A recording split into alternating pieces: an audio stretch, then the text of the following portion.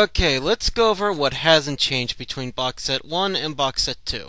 The dub's still the same, the music, I think it's still the same quality, and the opening still doesn't quite work with the anime, but the closing definitely does. Now for something completely different. Disc 1 of box set 2 follows mostly the fight between Naruto, Sasuke, and Haku. Here we see a couple things. One, they're fighting at their strongest, and they're all wearing each other out. At the same time, we're also seeing that Naruto is really an idiot. I won't spoil it too much for you guys, just in case any of you manage not to see the show, but let's just face it, he's not noted for being the most stealthy of ninja.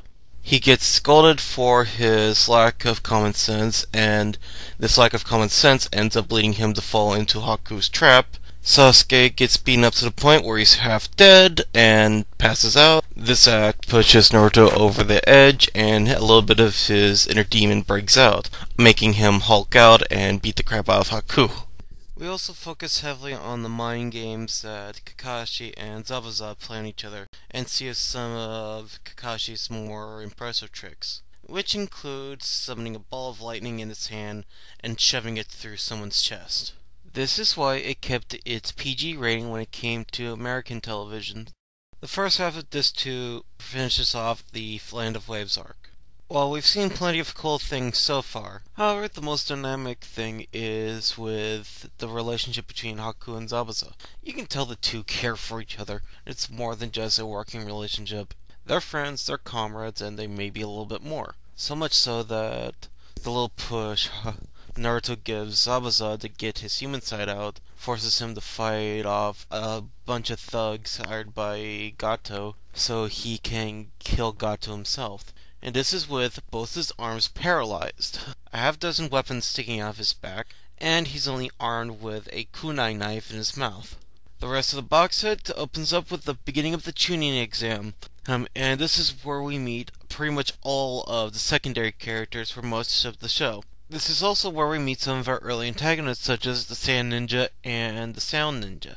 However, of all the extras, it's Rock Lee that takes the show, as he single-handedly takes Sasuke down a notch. We are also introduced to Ibiki, who is not only in charge of the first part of the exam, but is also the head of the Leaf Village's interrogation unit. On the technical side, the show is still fairly average.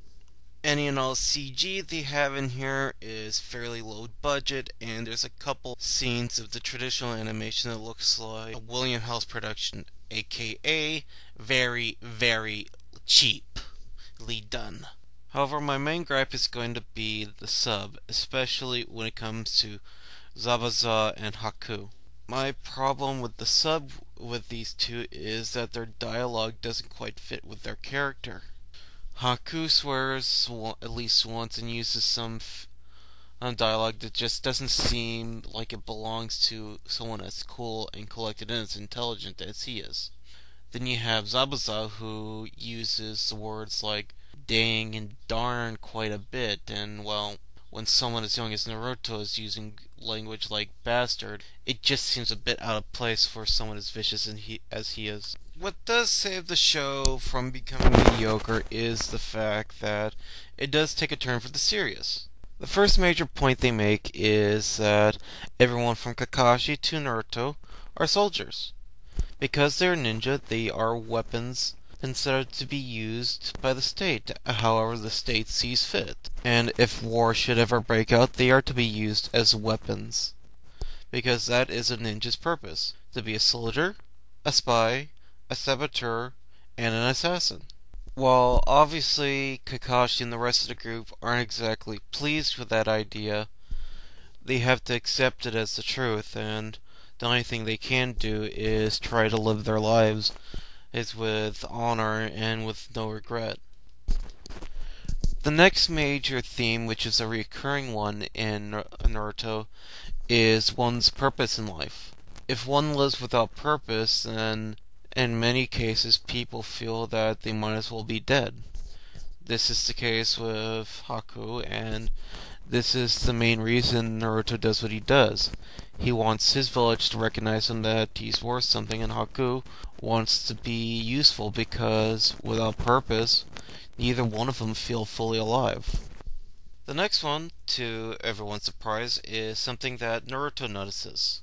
It's the difference between those who get their power and their strength and their skills through natural talent and those who get all their skills, power, and talent through sheer determination. Someone like Sasuke, who doesn't have to work very hard to get where he's at, oftentimes are powerful but become complacent in their own abilities. This leaves plenty of room for someone like Rock Lee, who gets his strength from the fact that he trains at a level that would break most Olympians. Because of that, he's able to defeat Sasuke and prove his point that he's the better of the two, at least for now. Another point is redemption. Even someone who is as much of a cold-hearted monster such as Zabuza proves that even he has redeemable facets about him, and this is proven when he knowingly sacrifices himself to kill Gato to avenge Haku. Final point is with the Chunin exam itself. The first test is a test to see how well they can cheat, simply so they can gather information better. Now, normally this would be something we would have an ace up on not to do, but the fact is, they are ninja. They are first and foremost spies and saboteurs. They must be able to gather information. And as we can see with Ibiki himself, if you gather the wrong information or if you do a bad job of it, you will be captured, you will be killed, or, worst case scenario, you will be tortured to death. And frankly, that is the price of failure. So those who weren't up to snuff were weeded out. Those who were allowed to carry on to the next test. Now for the final rundown. The show seems to be getting more and more originality as, even though it has a lot of cliches, it seems to be taking a more serious route, especially for this genre, and surprising enough, it all works. Mostly. I still have the same opinion of the music as I did last time. Part of it's a bit so-so, but the mass majority of it is fairly good. However, when it comes to language tracks, both tend to be about average. The dub still retains its 7 out of 10 rating, so it's still fairly average. Doesn't go above and beyond what it's supposed to, but it doesn't really underachieve either. However, the sub disappointed me this time around. It's just some of the dialogue didn't fit, and so while it's still average, it's no longer above average, so a 7 out of 10 there too. I still like the characters overall, but when it comes to some of the animation and the artwork, I think that it went down somewhat, and frankly, there's just no excuse. Fortunately enough, it doesn't get this bad later on.